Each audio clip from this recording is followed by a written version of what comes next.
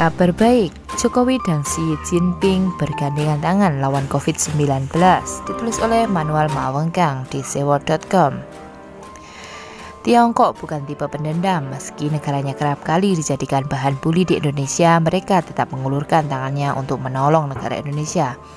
Kita tahu bahwa secara fakta kemajuan teknologi khususnya dalam bidang medis di Indonesia masih ada di bawah Cina. Selama ini, orang-orang yang mengaku dirinya Indonesia padahal keturunan Kadal Gurun menggunakan stigma Tionghoa sebagai penjajah.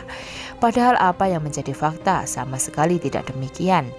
Di bawah komando Amin Rais, Anies, dan berbagai lulusan Amerika lainnya, Cina sering dijadikan strawman alias manusia jerami dalam merendahkan lawan politik.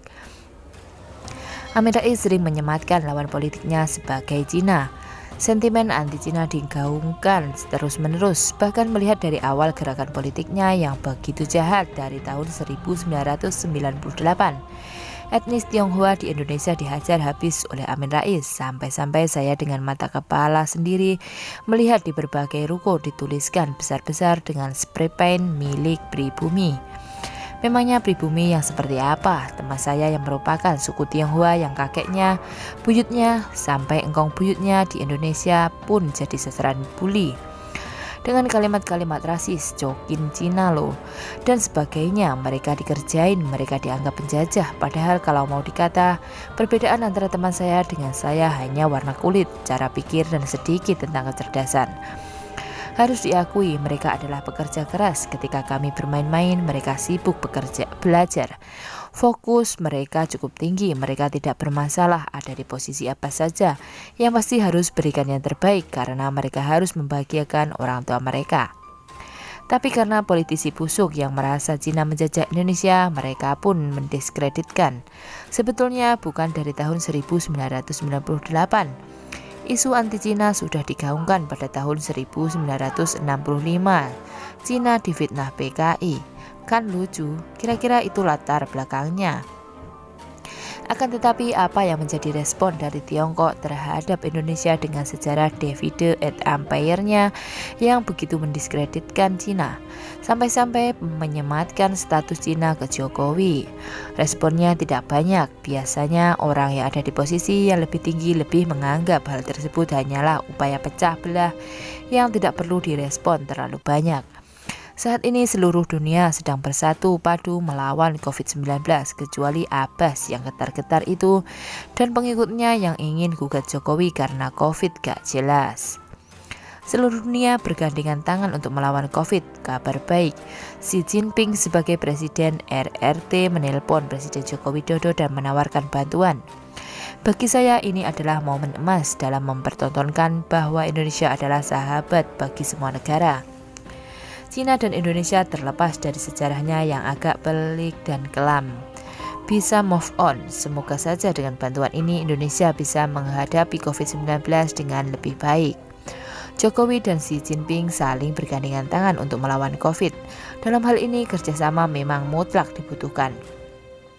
Beberapa alternatif pengobatan pun dikerjakan. Beberapa yang cukup menjanjikan adalah bantuan APD dan alat medis dari Cina ke Indonesia. Selain itu, yang paling menawarkan harapan masa depan adalah dengan metode donor plasma darah dari pasien yang sembuh. Darah pasien yang sudah sembuh dari COVID bisa ditransfusikan ke pasien-pasien yang mengalami COVID.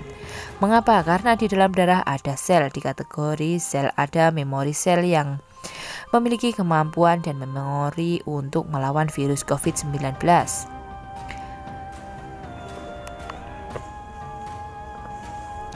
Maka metode transfusi plasma darah bisa menjadi salah satu ide yang bisa dimasukkan ke teknis pengobatan.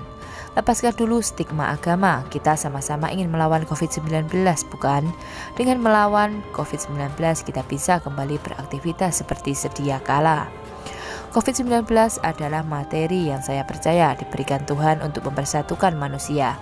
Kita diminta diam di dalam rumah, sebenarnya membuat kita malah menjadi bebas, bukan menjadikan kita terikat. Saya percaya Tuhan memiliki rencana indah.